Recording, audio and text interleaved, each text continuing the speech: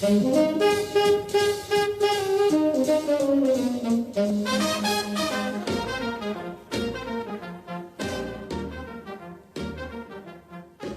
podcast is an invitation to feel and experience the souls of famous old Hollywood homes and to have an in-depth journey to the areas where they're located through interviews with longtime residents.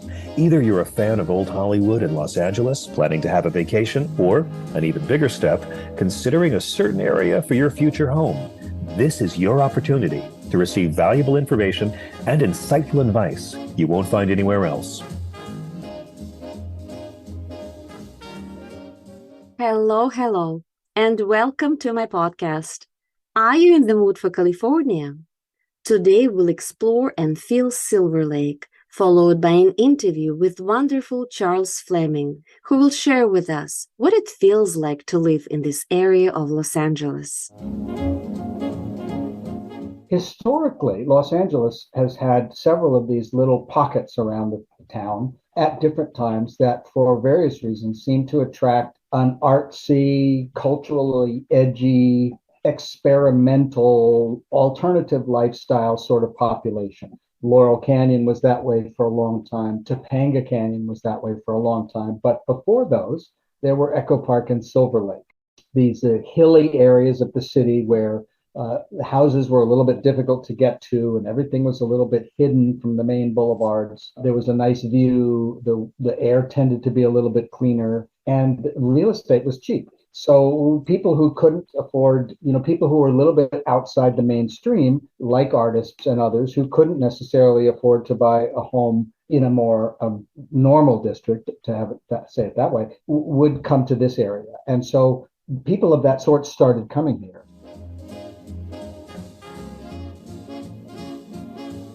Masha Korpacheva is a California-based realtor and a member of the National Association of Realtors in Los Angeles. She's an advocate for selling and buying homes with soul and practicing mindfulness in real estate. With master's degrees in spiritual psychology and linguistics, Masha brings all of her skills to work with her clients. An intuit and empath, she has touched many lives with her outstanding ability to see beyond the visible and helping to come to better understanding of issues and their resolutions.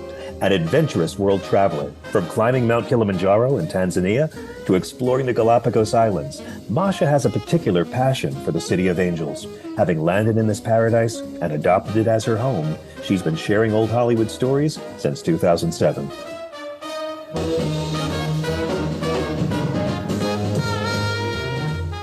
In the mood for California, feel the soul of old Hollywood.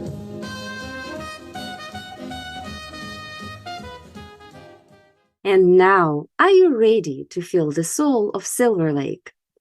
Only 5 miles northwest of downtown Los Angeles and east of Griffith Park, there lies a charming area of Silver Lake. Its name is derived from the shimmering waters of the Silver Lake Reservoir, a gift from the early 1900s, named after LA Water Commissioner Herman Silver and crafted by the Department of Water and Power, who sought to establish a city-wide system of water storage and delivery. Before it donned the name Silver Lake, this area was known as Ivanhoe. A visionary Scotsman named Hugo Reid, struck by the rolling green hills in winter, found them reminiscent of his homeland in Scotland. Inspired by Sir Walter Scott's famous Scottish novel Ivanhoe, he bestowed the area with this enchanting name. The streets of Silver Lake held echoes of its heritage, bearing Scottish names or ones that intertwined with characters from the legendary novel, such as Rowena, St. George, Herkimer, Harwick, Kenilworth, and then Lomond. Silver Lake's allure went beyond its natural beauty. It was once a haven for the burgeoning motion picture industry, with the likes of Max Sennett Studios, Tom Mix, Disney, Monogram, now KCT, and Talmadge, ABC.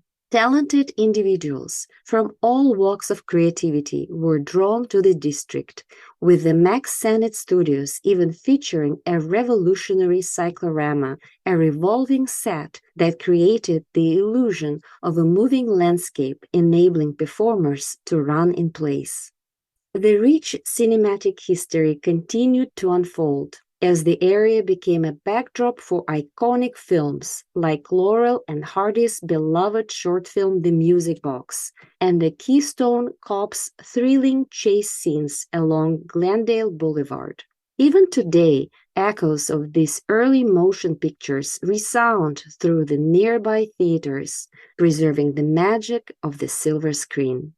In the 1920s and 1930s, city planners saw the potential for a premium residential development, investing in underground utilities and cement streets. The picturesque hills and the captivating Silver Lake and Ivanhoe reservoirs became the heart of this developing community. Many luminaries of the film industry found their dwelling place here, from the actress Gloria Swanson, comedy legends Laurel and Hardy, to charismatic silent film star Antonio Marino, who fashioned the Merino Highlands, drawing inspiration from the Mediterranean villages he encountered during his honeymoon. His own Canfield Merino estate set the architectural tone for many of the elegant homes on the west side of the reservoir.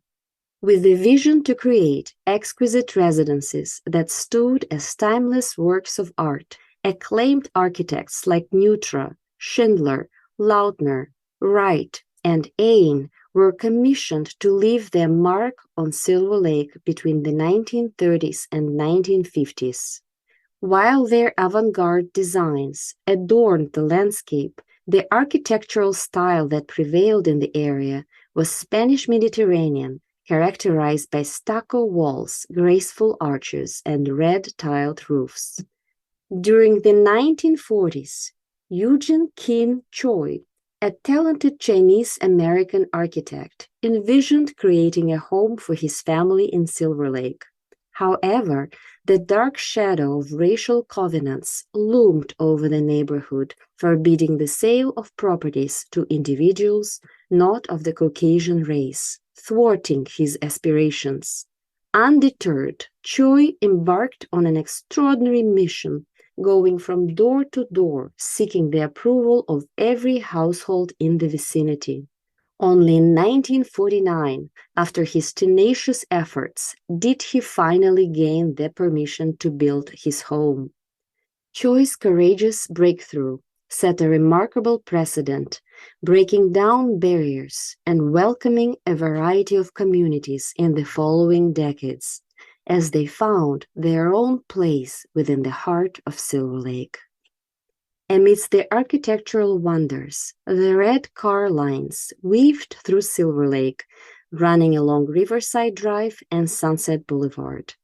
This efficient public transportation network played a vital role in attracting residents, making the Mediterranean-style community overlooking the water an oasis within the buzzing City of Angels. And then there were and still are staircases. The neighborhood is intricately woven with a myriad of municipal staircases, lovingly crafted to grant pedestrians convenient access to traverse the distinctive hills that defined Silver Lake. Do staircases hold the secret to bridging the gap between where we are and where our most cherished dreams await? Well, let's find out. And here we are. I'm so excited to have wonderful Charles Fleming here with me.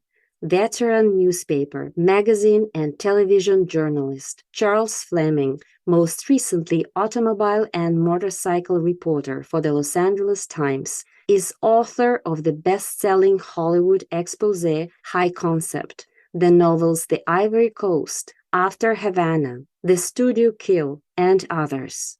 The urban hiking books Secret Stairs East Bay, and Secret Walks, and co-author of the New York Times nonfiction bestsellers, My Lobotomy and 3 Weeks in October. Married and the father of 2, he is a longtime resident of Silver Lake. You can follow Charles on Instagram at Mr. Fleming 1. Charles will share with us what it feels like to live in Silver Lake. Hello, Charles. Good afternoon. I was so looking forward to our conversation today about Silver Lake. Well, I'm happy to talk about it. It's been my home for off and on since 1981, and it's the place I call home. It's the part of the city that I like best, so I'm delighted to have a chance to talk about it. Oh, that is absolutely wonderful. So Silver Lake is one of Los Angeles's most popular neighborhoods, and maybe you'll be able to describe it to us in your own words. What makes it so unique or special as compared to other areas in Los Angeles? Well, I think there are 2 answers to that question at least. The first is the historical, and the second is the more contemporary. Historically, Los Angeles has had several of these little pockets around the town at different times that, for various reasons, seem to attract an artsy, culturally edgy, experimental, alternative lifestyle sort of population. Laurel Canyon was that way for a long time. Topanga Canyon was that way for a long time. But before those, there were Echo Park and Silver Lake, these hilly areas of the city where the houses were a little bit difficult to get to, and everything was a little bit hidden from the main boulevards. There was a nice view. The air tended to be a little bit cleaner, and real estate was cheap. So people who couldn't afford, people who were a little bit outside the mainstream, like artists and others who couldn't necessarily afford to buy a home in a more normal district, to have it, say it that way, would come to this area. And so people of that sort started coming here. So over the decades, this was home to writers and artists and musicians and philosophers and other people, political activists, for example, who, as is typical in any American city, brought with them and created around them an aura of chic and an aura of cool and an aura of edginess. And over time, this sort of became the image of Silver Lake, that somehow it was just kind of a cool place to be. And as a result, so that's the historical. As a result, there's the contemporary, which is now, it's actually not an edgy place to live. It's not cool at all, because the people who make things cool all had to move out because the real estate prices started to go up.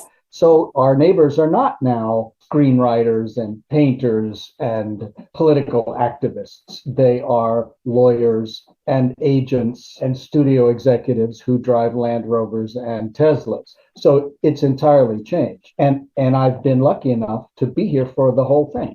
I first started coming around Silver Lake in the late 70s. I started living here in the early 80s, and I've been right here in this part of Silver Lake since 1988, when my wife and I bought our first house. And then we moved to a different house in 1993, and we've been here since for the whole time. And what we've witnessed is a complete transformation, really, economically and culturally. The Silver Lake that we moved into, we moved here for the same reason that the painters and the poets did, because we couldn't afford real estate anywhere else, or at least not anywhere else close to where we thought we wanted to live. We couldn't live in West Los Angeles or Hollywood or Los Feliz or West Hollywood. So this was sort of the next closest thing. But at that time, it was very edgy in the wrong ways. There was a lot of gang activity. There was a lot of drug dealing. There were a lot of drive-by shootings, and it was a pretty spooky place to be. You didn't wander around too much at night. And now, quite the opposite is true. It's not edgy at all. It's not dangerous at all. Because it's surrounded by by more wealthy people, I suppose. Yes, wow. I absolutely love your description of Silver Lake, and also the fact that you have been there for so long and you have witnessed the change that the neighborhood has undergone. This is quite remarkable, and through all of this time, you have stood there, or you have stayed and lived there, and you were able to imbibe the spirit of Silver Lake, and it's almost not a neighborhood to you anymore. In a way, it's almost like a part of who you are. It certainly feels like part of my identity, for better and for worse. Mhm. I wasn't born in Los Angeles. I didn't grow up in Los Angeles. I never thought of myself as a Los Angeles person or a Los Angelino. I resisted thinking of myself even as a Californian because there were so many things about California and Los Angeles that I found a little bit off-putting, and I was a little bit embarrassed, in certain parts of the world to admit you were from Los Angeles made it sound like you were maybe a little bit flaky or you weren't a serious person somehow. This was the land of the hippies and the lotus eaters and the hey man, it's all good, laid back people that never got anything done. Of course, that's not remotely true about Los Angeles, but that was the Right. image. Mhm. But then I found a place. I found my place in Los Angeles. It wasn't Pacific Palisades where I lived when I was a boy, and it wasn't West Los Angeles where I lived when I was in college. It was this place that I didn't know anything about when I was much younger. This little place called Silver Lake that now has been my home for, well, let's see, a long time. Let's just put it that way. Yes, yes, you're a proud Silver Laker. Very nice, very nice. So, Charles, you wrote this incredible book, which is called Secret Stairs. How did living in Silver Lake inspire or influence, the writing? And were there any particular aspects of the neighborhood that really stood out to you besides what we just discussed? Well, without Silver Lake, there wouldn't be a book called Secret Stairs, or at least there wouldn't be one written by me. The impetus for the book and the creation of the book are all based in the fact that I lived here and the geography of the place that I lived. Silver Lake is one of the neighborhoods that there are many of them around the Los Angeles area that were developed in the teens and the 20s of the last century that were built on hillsides and that were served by public transportation, many of them by the famous red car of Los Angeles. And Mhm. as they were building these streets, winding up these steep hills, somebody realized, we have a problem here. If they have a car, they're not going to have any trouble getting up and down the hill. But if they don't have a car, they're going to have to walk a long way as the road winds down and around and down and around to get down to where the red car is or where the supermarket is or the church or the school or the whatever they want to go to. So someone cooked up the idea of, well, what if we just did staircases that sort of went straight down the hill and made a shortcut for the pedestrians who need to get down there and then get back home. So they started building these staircases in places like Silver Lake and Echo Park and Hollywood, parts of Pasadena, Mount Washington, Pacific Palisades, Santa Monica, etc. Areas where there were some steep hills that would be a lot easier to navigate for pedestrians if they had a staircase. And there are many of them around Silver Lake. So when I became a compulsive walker, because I was trying to walk myself out of a back problem. I had had 2 spinal surgeries in 2 years, and I was scheduled for a third one. And I was just so sick of being in the hospital and coming out and the rehab and the recovery. And I just told the doctors, I can't do it. I can't do it. I can't do another surgery 3 years in a row. I just can't do it. I'm going to have to take a break and try something else. And the something else was that I had found that if I could get upright and moving, if I could just walk a little, painful as that was, it did relieve the pressure on my spine. So I decided I'm just going to really focus on that and try it. And it started very, very minimally. I could walk a block or I could walk 2 blocks, and then my wife would have to put me back in the car and drive me home. And that would be it for the day. But I did that a few days in a row, and then I got a little stronger. And then the more I did it, the stronger I got. And after a while, I thought, well, I should make this more interesting. I should start walking some hills as well as the flats. And then I made it even a little more interesting. I decided that to make a game out of, I would try to find all of these staircases. I knew there were some around Silver Lake, and maybe try to link them together so that I could walk up a staircase and then over a couple of blocks and up another staircase and up and over another block and down a staircase and then down another staircase and somehow wind up back where I had started. And I was just doing this for my own amusement and as a sort of a game to keep me walking, because the more I walked, the better I felt. Mhm. And over time, somebody saw me out there and said, like, hey, man, are you okay? Like, what are you doing out there? I see you all the time. And I said, well, I've got this thing and I'm trying to recover and yada, yada, yada. And he said, that sounds really cool. Can I come walking with you? And I said, of course, if you like. And he started walking with me. And then somebody else started walking with me. And then pretty soon we had a little walking group and I was leading them around and showing them the staircases that I'd found. And we were all getting a little exercise and getting to hang out and so on. And eventually somebody said, you're a book writer. Why don't you write this up as a book? And I said, because it's a stupid idea. Nobody, just these staircases, who cares? Nobody cares. I've been walking on these stairs for 3 or 4 years now.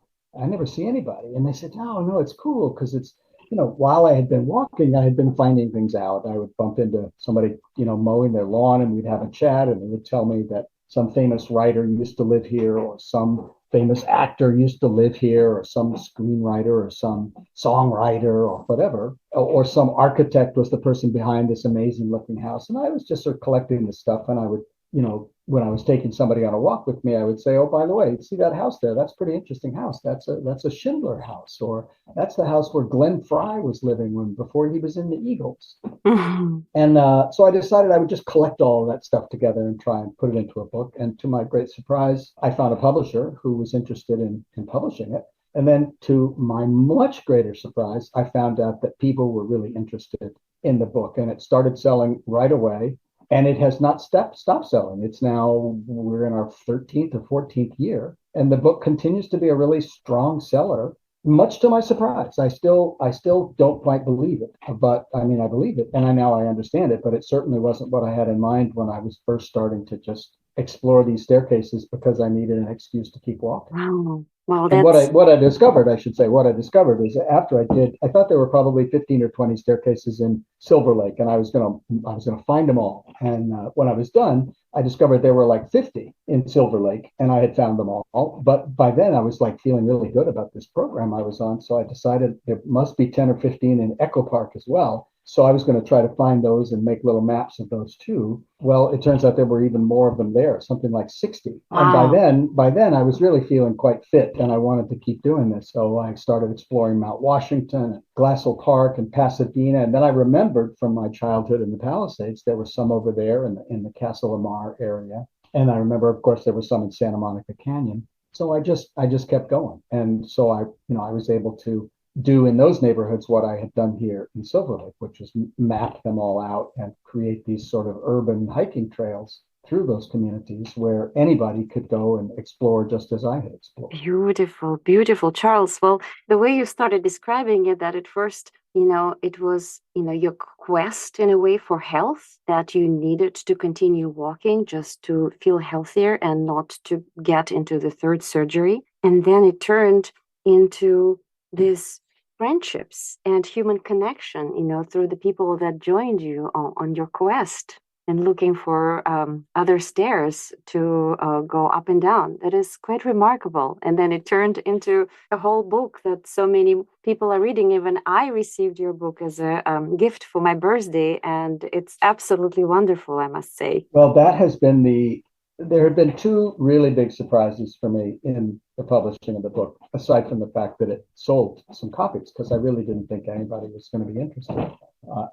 And by the way, I should mention, I still haven't had that third back surgery. All these years later, I cured my problems from that. So that's just a little side note, is I got really lucky because my original impulse was just to feel better, and that worked. But the two big surprises have been, I think as Los Angelinos, we tend to experience our city from the vantage point of the automobile. Our knowledge of the city comes mostly from our driving around it or driving through it. We know all kinds of neighborhoods that we've never really been in, but we saw an off-ramp on a freeway, or we went to a dinner party there one time, or there was some restaurant that we wanted to go to. And so we drove there, and we tend to experience Los Angeles more or less from inside. We're inside our house, then we're inside our car, then we're inside our office, then we're back in our car.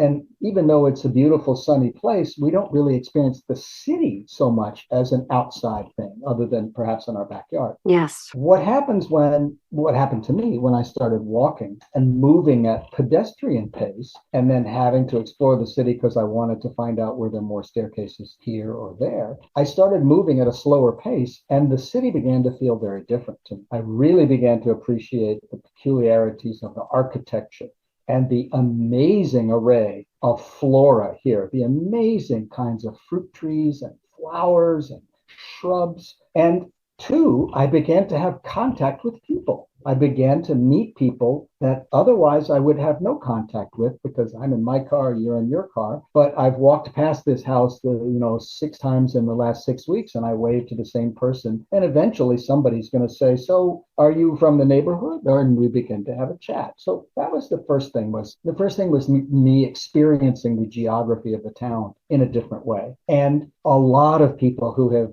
been exposed to the book have said the same thing to me, that I've had countless emails or encounters with people that say, you know what, I've lived on this street for 25 years and I didn't even know that that park was there. Or I never even knew that there was a way to get into Griffith Park from here. Or I had no idea what that neighborhood was like, even though it's only a quarter of a mile away from me. I just never went over there. So just as I did, people get to discover parts of the city that they become quite enchanted by that they never would have. I mean, I never would have. Places like Garvanza or South Pasadena, I didn't know what those places were, and I didn't care what they were. It was just some neighborhood. But once I started walking there, I found many things about it that were just delightful. So that was the first big surprise. The second big surprise was what a social event this all turned into.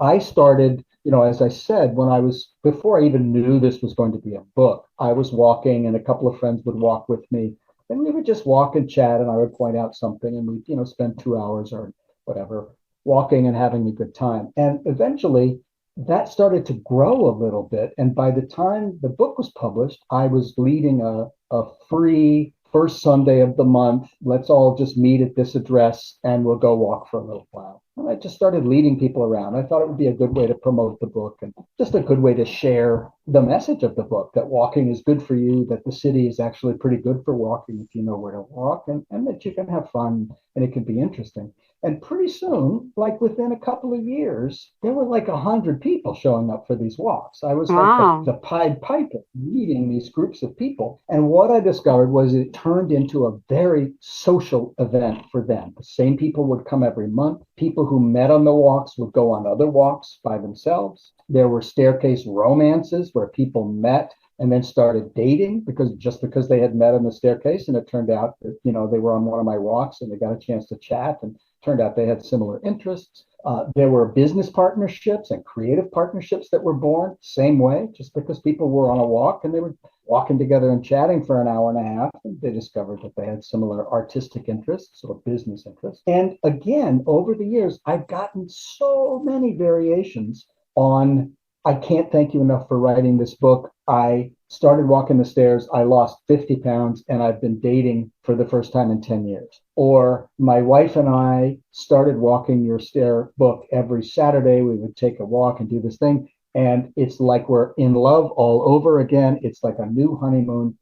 So many people, groups of women who walk every Friday night, groups of couples that get together and they do a meal and then they do a walk and then they do a dessert. It turned out that my solitary exploring of these stairs turned into a really social thing for a lot of people. And I didn't expect that. I really didn't see that coming. Yes. Oh my God, like what an inspiration it must be, because looks like just by starting exploring the stairs on your own, you ended up creating a whole healthy community of people who desperately needed connection, and they found it just through you. You were like a guide to them. And it's all accidental, and it's the silliest thing, because I just wanted to make my back stop hurting. I didn't want to be, a leader of people. I didn't want to create a movement. I wasn't so altruistic that I really wanted to improve anyone's experience of Los Angeles.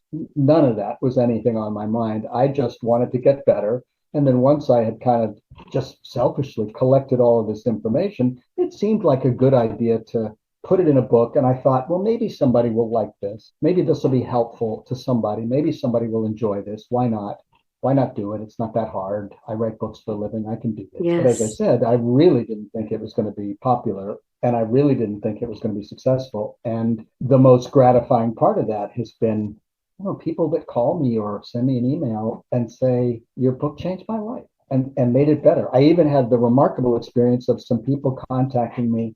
A woman contacted me and asked me if I would sign a copy of the book, the Secret Stairs East Bay book, because after the success of the one in Los Angeles, we did a similar book for the Oakland and Berkeley area. And she Hmm. wanted a copy of the book to give to her cousin because her cousin was going to get married, and he and his wife had met on the stairs. Like they had literally, that was like their first date, was they went on a stair walk. Wow. And that had been their date every week for a little while until they began to fall in love. And now they were going to get married, and she wanted to give them a wedding present and of the book. And one thing led to another. He ended up telling his fiance, "Hey, I want to go for a walk this Saturday. Let's take Secret Stairs." And she said, "But that's impossible. We've already walked all of the walks." And he said, "No, there's one more that we haven't walked." And she said, "No, there's not. We've walked every staircase." And no, he said, "There's one more. I found another one. Let's just go." And he took a copy of the book, and what he had done is he had cut some pages out of it and hidden a wedding ring in there. Oh, When he got to the bottom of this staircase that they had walked before, he got down on his knees and he said, "Will you marry me?" And he presented her with the ring. And then when they had the wedding ceremony, they had the ceremony on the staircase. On oh the my staircase God. that they had walked the first time, that's where they were pronounced husband and wife. Oh my So God. so that was pretty charming to hear that story and to hear that it was the center of someone's love affair. Seemed like a nice accolade. That seemed like a nice gesture that somehow the book had been a good thing and it helped people with their lives a little bit. Yes, yes, it's like the epitome of human connection in a way that the stairs presented in and of themselves. Because, as you mentioned, we're driving in cars and, it's a very fast-paced environment, and we go to work, we come back home, we don't really experience that much of human connection anymore. And here is the proof is that if you get out and you start walking and you start meeting other people and you just experience the amazing nature around you that you can only experience on food, it can lead to a much stronger and deeper human connection. And in this case, specifically, it led to marriage. How beautiful that is. Yes, that was pretty heartwarming. Wow, wow, it is very heartwarming. Thank you so much for sharing this story. So, Charles, you discovered about 275 stairs just in Los Angeles area, correct? I think even more than that. I think that's just the number that are actually in the book on the walks. Right. There are others that I found that they didn't really lend themselves to a walk, but Hmm. yes, because they were all off. It was just one staircase in the middle of nowhere all by itself, so it's hard to make a walk out of that. But yes, I think there are about that many in the book that people can walk if they take the little walks that are described in the book. Okay, and then you mentioned that, you have walked the stairs, in Echo Park, in Silver Lake, of course, in Pasadena, and then you went all the way, and then, of course, Los Feliz, and then you went all the way to Pacific Palisades. So that's, a very, very wide area to experience.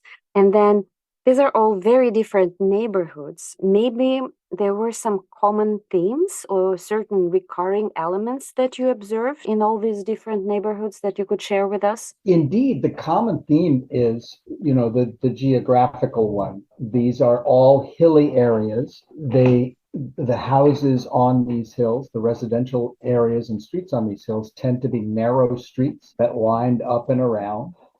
They were all developed in the teens and the 20s, just about. And that's why they were building staircases, because at that time, most families didn't have two cars. A lot of Mhm. families didn't even have one car. So that people needed the staircases to get to the transportation system. So the architecture tends to be somewhat similar because it's the architecture of that period. There are lots of neighborhoods that are geographically separated, that might be Santa Monica Canyon and Mount Washington, But they have a very similar architecture, the architecture of the 20s. So craftsman style homes, mission revival style homes tend to dominate in those areas. And two, there tended to be certain fads in planting. So very similar trees that are grown. And now, of course, they're very mature trees, but there are certain trees that you find in all of these neighborhoods, whether they're near the beach or out more near the mountains, etc. And also, I think maybe because of the narrowness of the streets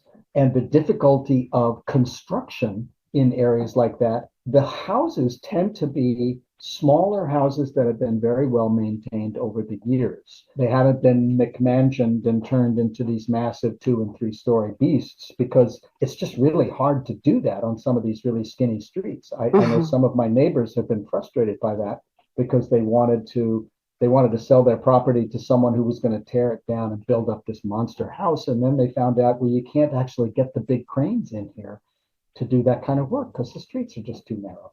So Yes. the streets tend to have a feeling, a little bit of a time warp or a time capsule, that those sections of the city where the staircases are look a lot more like they did in the 1920s than a flat section of street in West Hollywood or West Hollywood or downtown Los Angeles or the Fairfax district, etc. Those houses, I mean, those neighborhoods tend to look a little bit more modern and don't have as much of the kind of the 1920s charm that the houses on the staircases do. Very, very interesting. Wow. I like how you call the staircases as a time warp. It's almost like if you want to experience what it used to be like, you just need to go up and down the stairs and you'll get the spirit of the city the way it was in the past. And we even have some record of those. There was a short film made that won the Oscar, the very first Oscar for a short movie in 1929, that starred the comedians Laurel and Hardy. The short itself is called The Music Box. And in the plot of the short is Laurel and Hardy have been hired to deliver a piano, a music box, to a house. And it turns out the house is at the top of this massively tall set of public stairs.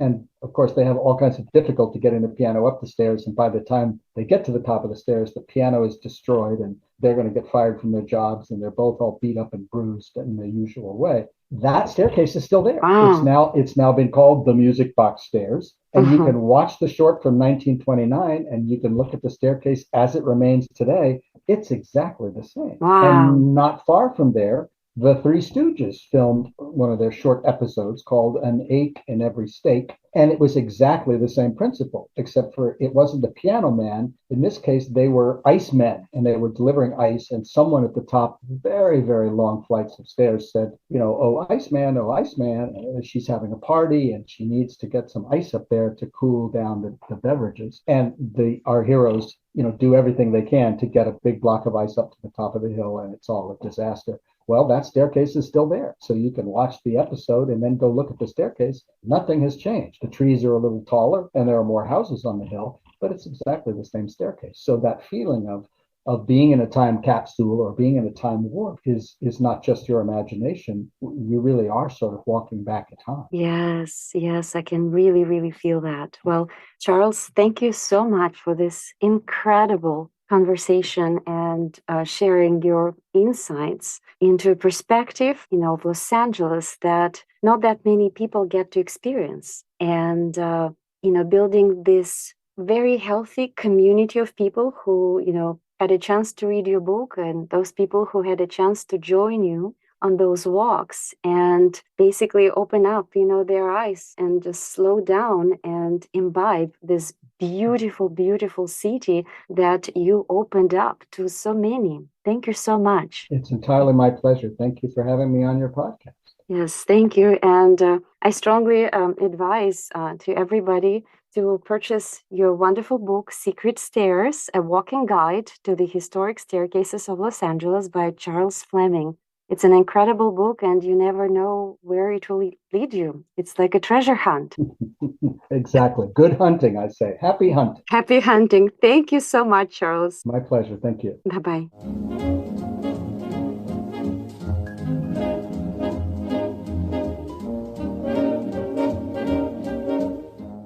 Thank you very much for tuning in to feel and experience Silver Lake with my special guest, Charles Fleming. If you enjoy my podcast, In the Mood for California, please sign up for future episodes at your preferred platform and please leave your feedback. I really appreciate your time and support. You can follow me on Instagram at In the Mood for California and check out my website www.inthemoodforcalifornia.com. I'm a realtor with Beverly & Company Luxury Properties, and my license number is 019-78714.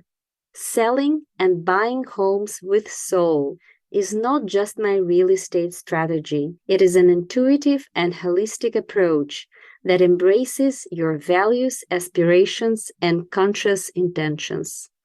If you want to discover the power of mindfulness in your real estate journey with my compassionate guidance, I'm here for you.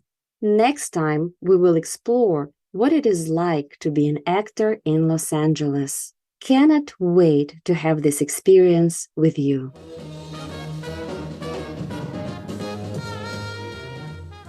In the Mood for California. Feel the soul of Old Hollywood.